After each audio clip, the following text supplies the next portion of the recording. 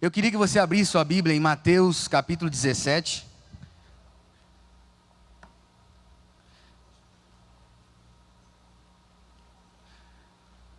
Quando você abre, eu quero agradecer a Jesus por estarmos reunidos aqui no nome dEle. Agradecer por tudo que nós temos vivido. E pela honra de estar mais uma vez com vocês. Para mim é um presente de Deus, todas as vezes estar com vocês. Espero que a palavra de Deus venha frutificar no coração de cada um de vocês essa manhã. Mateus 17.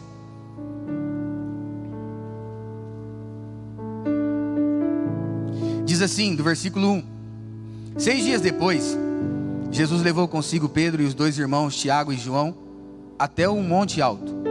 Enquanto os 3 observavam, a aparência de Jesus foi transformada de tal modo que seu rosto brilhava como o sol, e suas roupas se tornaram brancas como a luz. De repente, Moisés e Elias apareceram e começaram a falar com Jesus.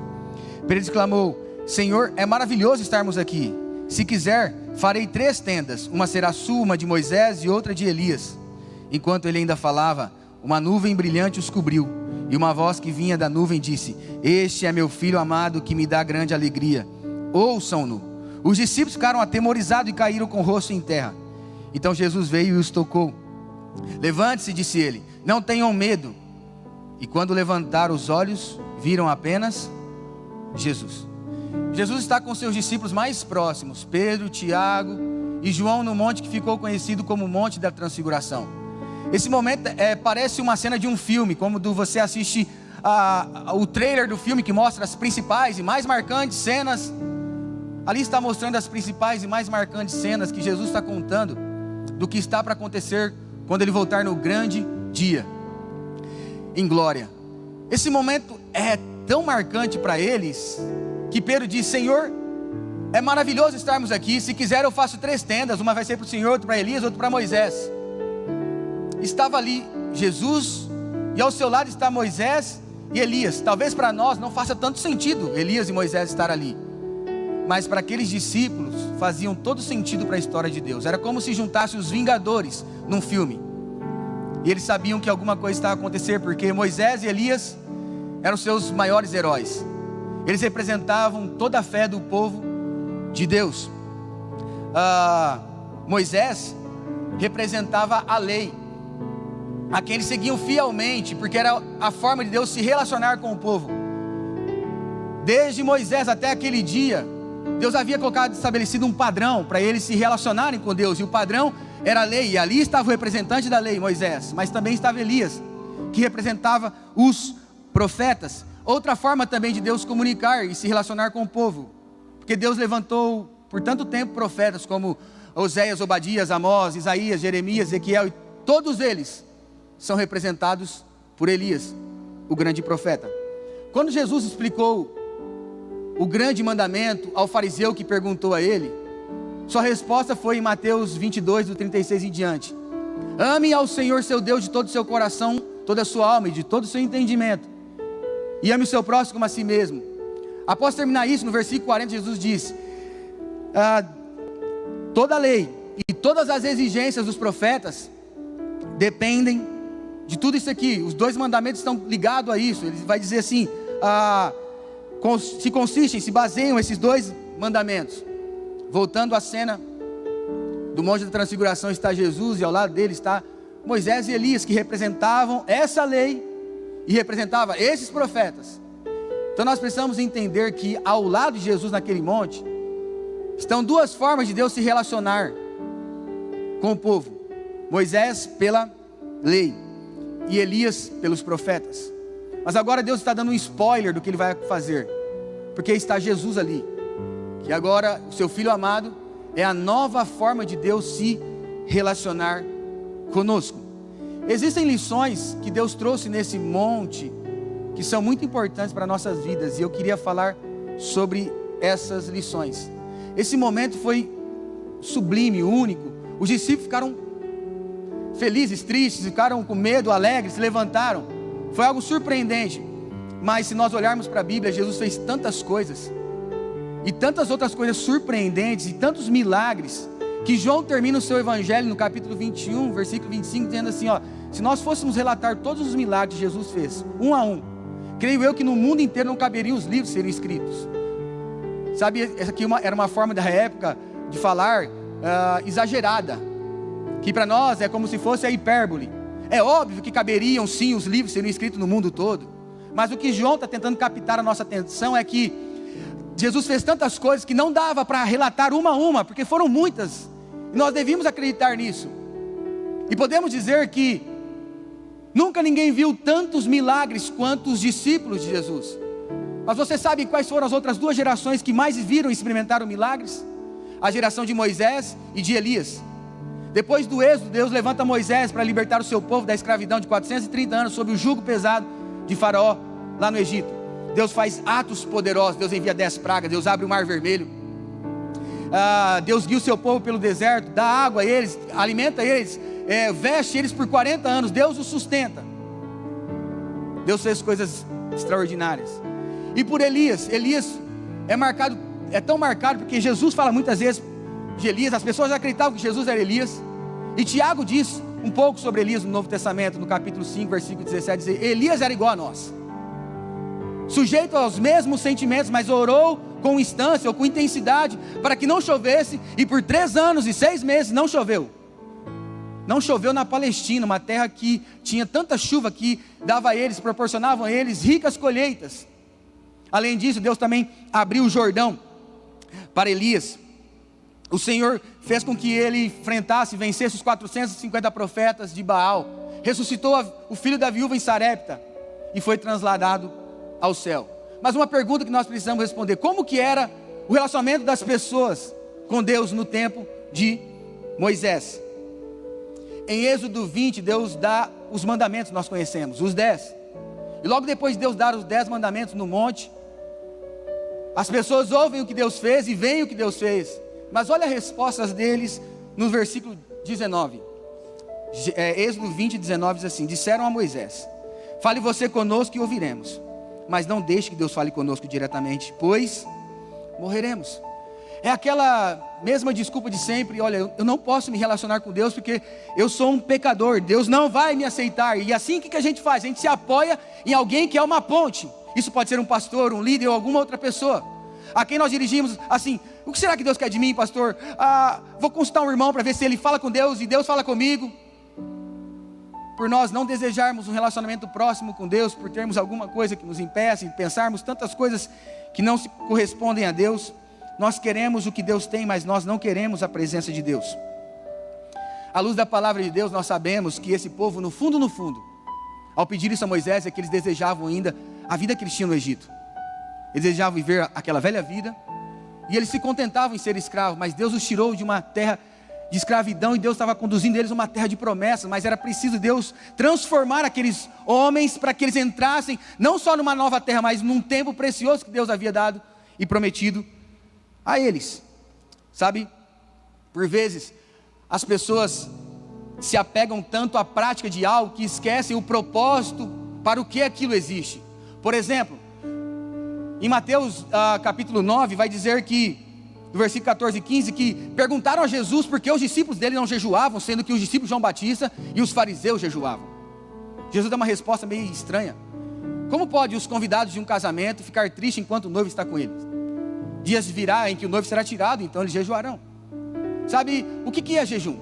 Nós podemos definir de 2 maneiras: fome de Deus ou saudade do céu.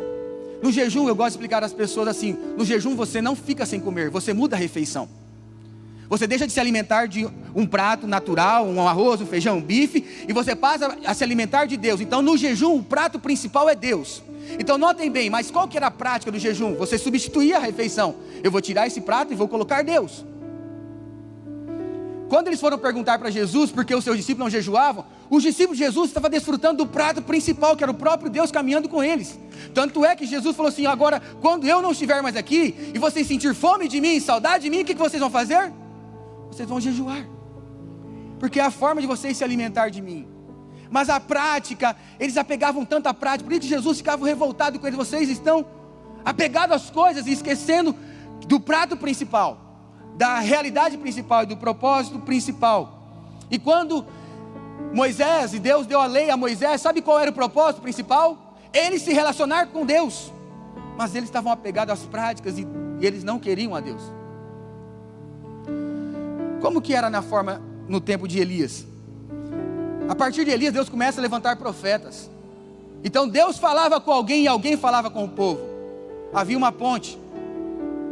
As pessoas não ouviam Deus diretamente. Alguém ouvia Deus por meio deles.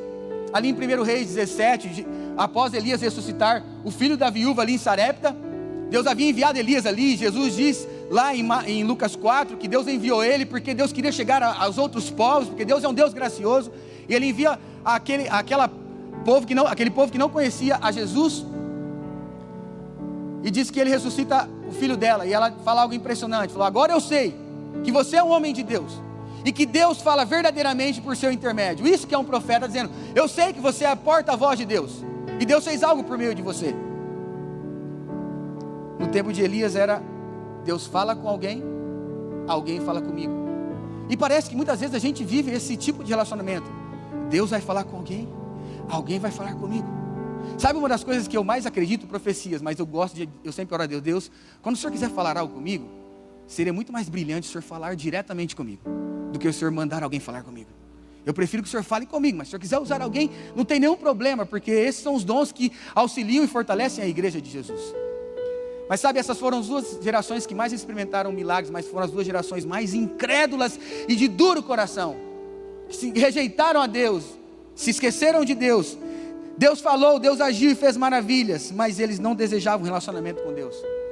Quando você quer as bênçãos de Deus, quando você quer ouvir a Deus, mas você não quer Deus, existe uma tragédia antecipada. Alguma coisa vai terminar. Moisés, as pessoas no tempo de Moisés, elas estavam fazendo as coisas, mas não estavam querendo Deus. No tempo de Elias, elas ouviam Deus, mas não queriam viver para Deus. Se assim for a nossa realidade, nós estamos longe de descobrir tudo que Deus tem para nós.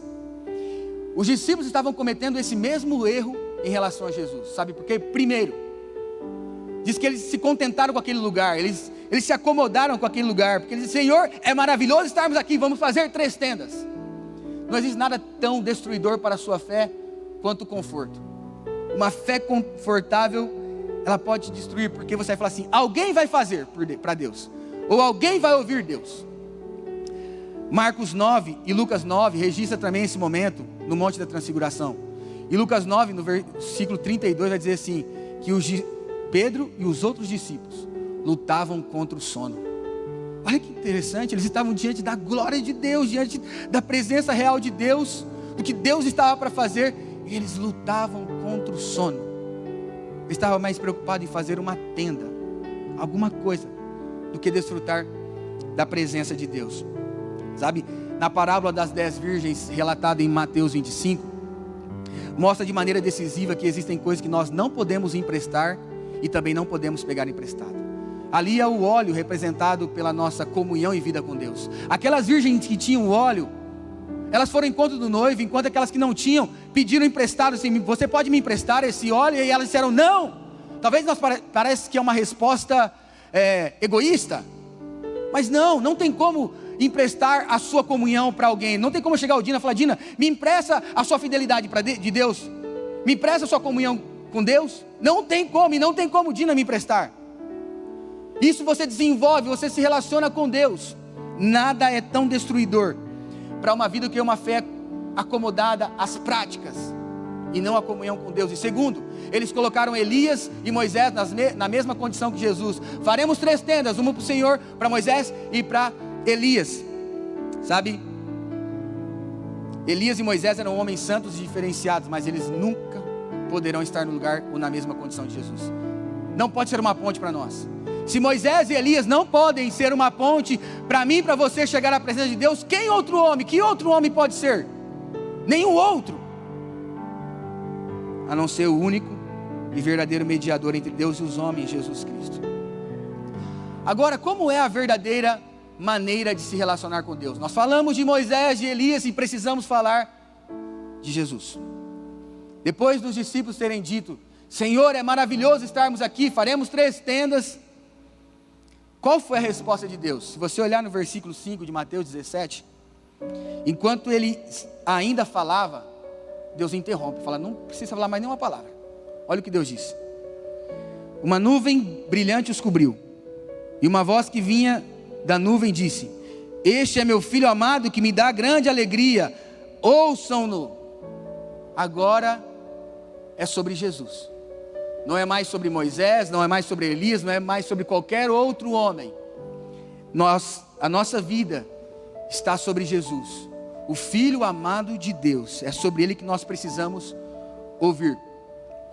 O escritor dos Hebreus, ele faz uma ponte preciosa entre o Antigo Testamento, com a lei, com Moisés, com o sumo sacerdote, com o templo, em Jesus, apontando para Jesus. E ele usa um termo chamado sombra. Ele vai dizer que essas coisas, o templo, Moisés, o sumo sacerdote, são sombras de uma realidade que viria. E a realidade é Jesus, porque se você fizer a sombra assim da sua mão sobre alguma coisa, a partir da luz, você vai ver a silhueta da sua mão, os 5 dedos, fazer o formato. Mas se você quiser ver a realidade, você tem que olhar para a mão e ver que ela tem pelos, ela tem dedos, ela tem unhas, ela é assim. O que o escritor dos Hebreus está tentando dizer para nós é que Jesus é a realidade de Deus para todo ser humano. Tanto que Hebreus 1, do versículo 1, ele vai dizer assim, ó: por muito tempo Deus falou, várias vezes, de diversas formas, a nossos antepassados por meio dos profetas. Hoje em dia, ou agora, Ele fala-nos por meio do Filho, aquele que designou o herdeiro de todas as coisas. Olha que interessante, está dizendo, Deus por muito tempo falou pelos profetas, por Moisés, por Elias e por tantos outros. Mas chegou a hora que Deus está falando perfeitamente para nós, por meio do seu Filho. Sabe o que o escritor aos Hebreus está querendo dizer? Que Deus muitas vezes enviou ecos, alguém que falaria, mas agora, quando Deus quis ser ouvido, perfeitamente compreendido para ser amado, Ele enviou o seu próprio Filho. Um dia Deus enviou Moisés e Elias, que eram mensageiros, mas quando Deus quis ser conhecido, Ele enviou a própria mensagem, que era Jesus, a quem João nos apresenta no capítulo 1, versículo 1. Ele é o que? Ele é o verbo, a palavra, que estava no princípio, e Ele estava com Deus, e Ele era Deus. Quando as pessoas ouviram Jesus, diz lá em Marcos 1, 22, que elas se maravilhavam, porque Ele falava como quem tem autoridade. A palavra autoridade significa autor. Antigamente as pessoas ouviam alguém falando, mas eles estavam diante agora do próprio autor da palavra, aquele que se fez carne e veio até nós para tornar a comunicação de Deus perfeita para nós. Tanto que o versículo 3 de Hebreus 1 vai dizer: o Filho irradia a glória do Pai e expressa de maneira exata quem Deus é. Então quando você olha para Jesus, você vê o Filho. Tanto que Paulo escreveu aos Colossenses, capítulo 1, versículo 15, vai dizer assim: o Filho, Ele é a imagem do Deus invisível. Um dos discípulos de Jesus, lá em João 14, chamado Filipe, falou: Jesus, mostra-nos o Pai. E ele falou assim: quem vê a mim, vê ao Pai. Nós estamos diante do próprio Deus. Por isso que Deus interrompe ali no Monte da Transfiguração a conversa dele, diz assim: agora olhem para o meu filho, ele é meu filho amado, em quem eu tenho grande alegria. Vocês devem ouvi-lo. Deus está dizendo: aqui está Jesus, o meu filho. Olhe e veja o que eu mesmo fiz para me aproximar de vocês. Tanto que o versículo 8 de Mateus 17 diz que quando os discípulos levantaram os olhos, viram apenas Jesus. Moisés e Elias não está mais. Está apenas Jesus. Deus está mostrando que para você se relacionar com Ele, é apenas disso que você precisa: Jesus. Porque Ele vai levar você ao caminho do amor que eu e você procuramos a vida toda, a presença do Pai. Olha o versículo 7. Então Jesus veio e os tocou. Levante-se, disse Ele, não tenha medo.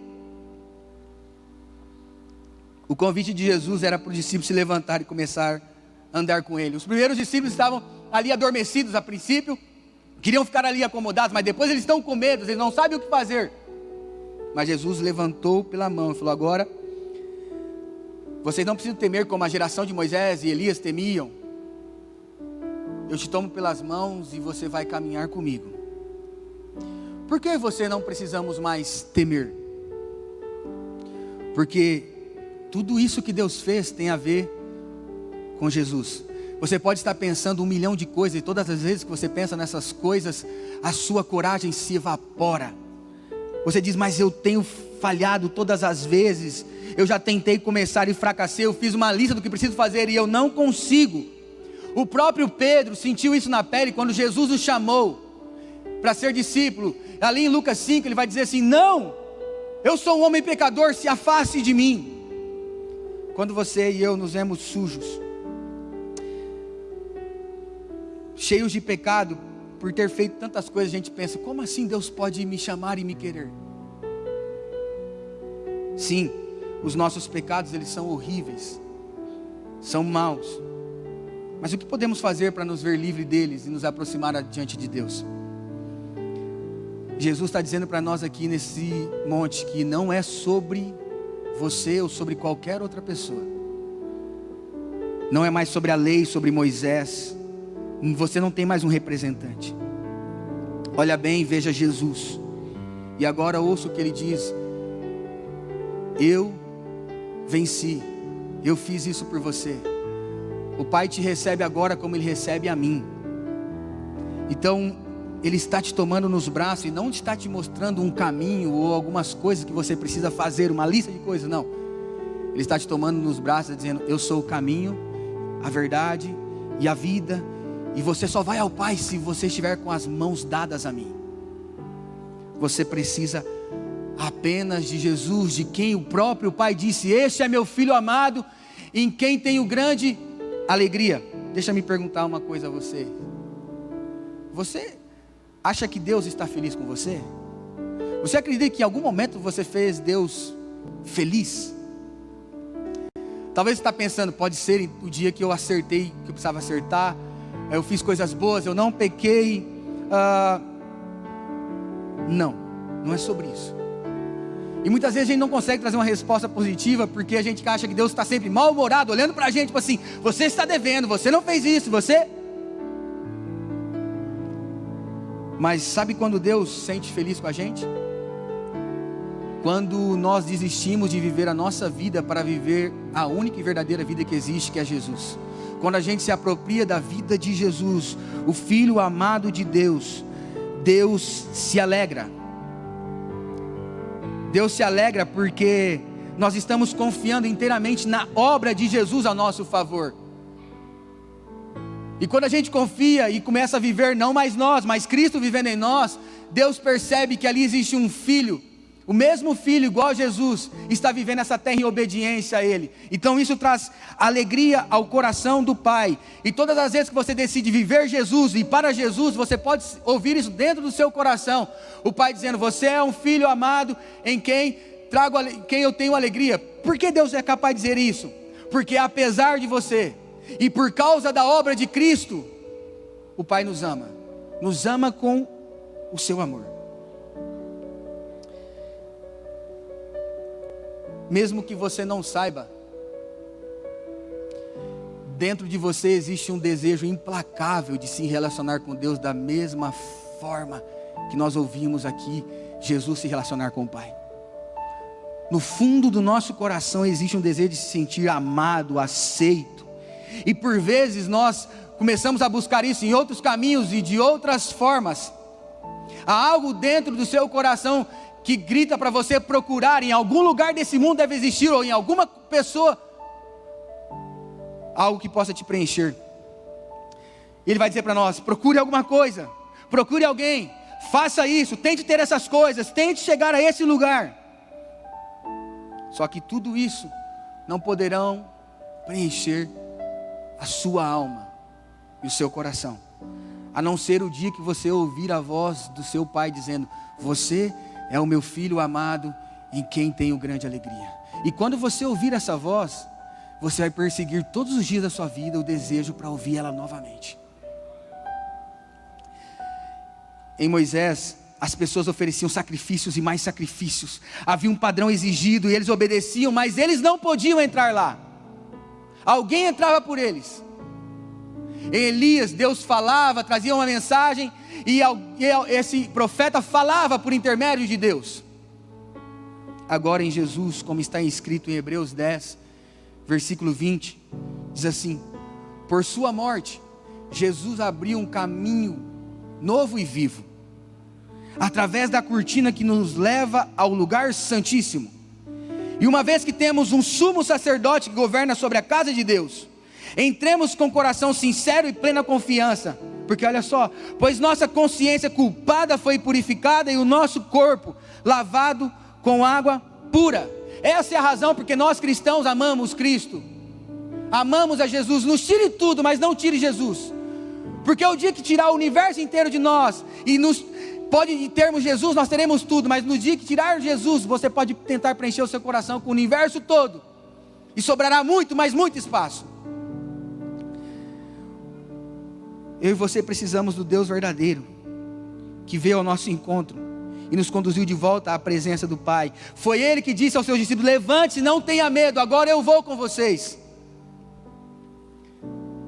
Paulo diz essa verdade porque Deus estava em Cristo reconciliando o mundo consigo mesmo, não levando em conta os pecados das pessoas, e Ele nos confiou essa maravilhosa mensagem de reconciliação. 2 Coríntios 5,19, o versículo 21 diz: pois em Cristo Deus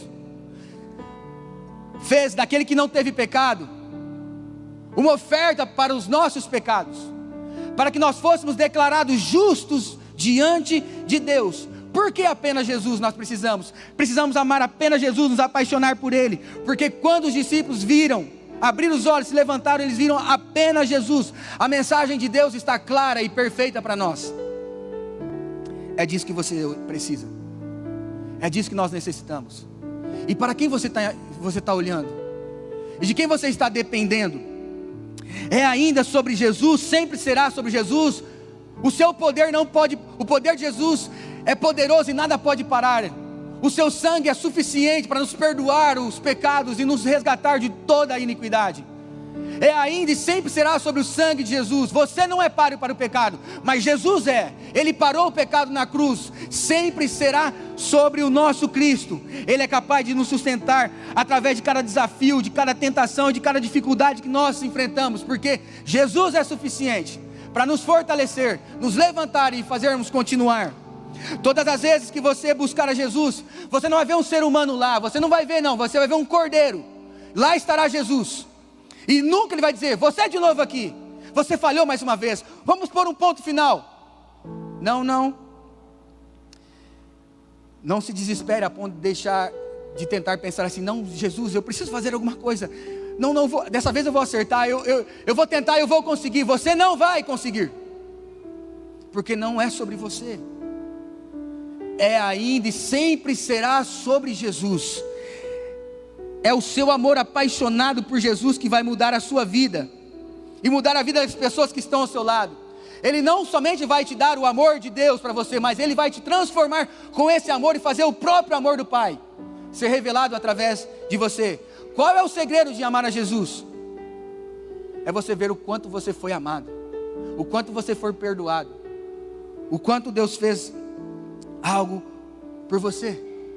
É apenas sobre Jesus. Se você precisa de perdão, Ele é o Cordeiro de Deus que, quando os discípulos de João o viram, deixaram tudo e começou a seguir a Ele, porque é somente Ele que remove os pecados. É Ele em quem João diz lá no capítulo 1, no primeira carta de João 1, versículo, capítulo 2, dizendo assim: Ele é o nosso advogado junto ao Pai,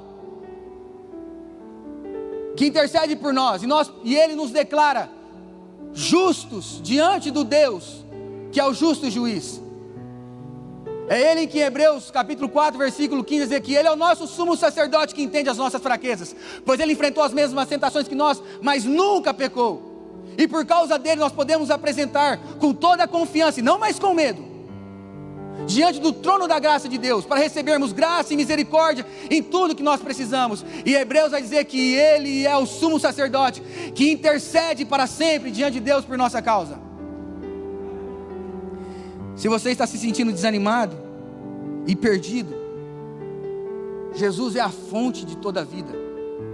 Ele é autor da vida. Ele diz: quem vem a mim, eu jamais o abandonarei. Quem vem a mim, quem tem sede, vem a mim e beba da água da vida. Jesus não vai te dar um copo para você beber dele. Jesus vai viver dentro de você e fazer de você uma fonte a jorrar, uma água viva, em que vai matar tanto a sua sede quanto a sede de todas as pessoas que estão à sua volta. E se você acha que a sua história chegou ao fim, está embaralhada e você fala, não tem mais o que fazer.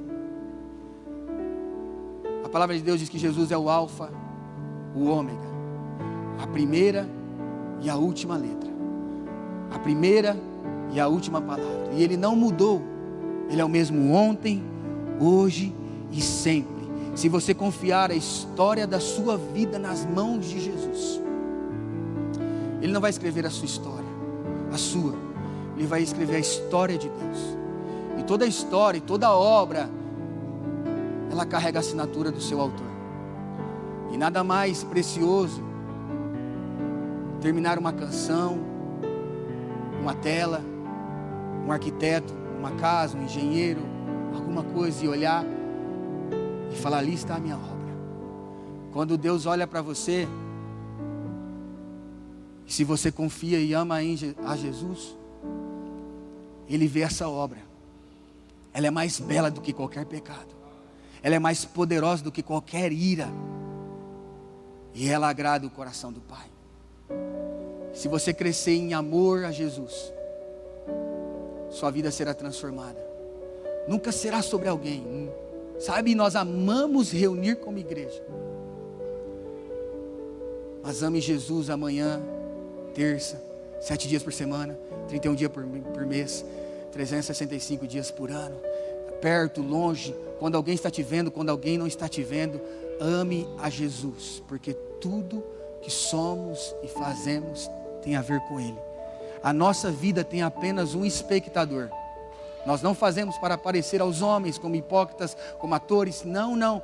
Nós fazemos em secreto, porque o nosso Deus é aquele que é capaz de ver em secreto. Então a nossa vida tem a ver apenas com o espectador. Ainda que ninguém nos veja, aquele que precisa ver está vendo. Aquele a quem nós devemos a nossa vida como amor está vendo. Então ame Jesus. Ame porque Ele não te encontrou bonitinho, arrumadinho. Ame Jesus porque Ele te amou quando você ainda era pecador. Ame Jesus porque a sua vida estava nas mãos dEle. Ame Jesus porque foi Ele que veio ao seu encontro. Ame a Jesus porque Ele é o presente e a última chance que o Pai está nos dando. Ame a Jesus porque Ele te amou. Ele amou ir para a cruz ao Pai, mesmo ser esmagado. Ele amou fazer isso porque isso era alegria ao Pai e salvação para nós.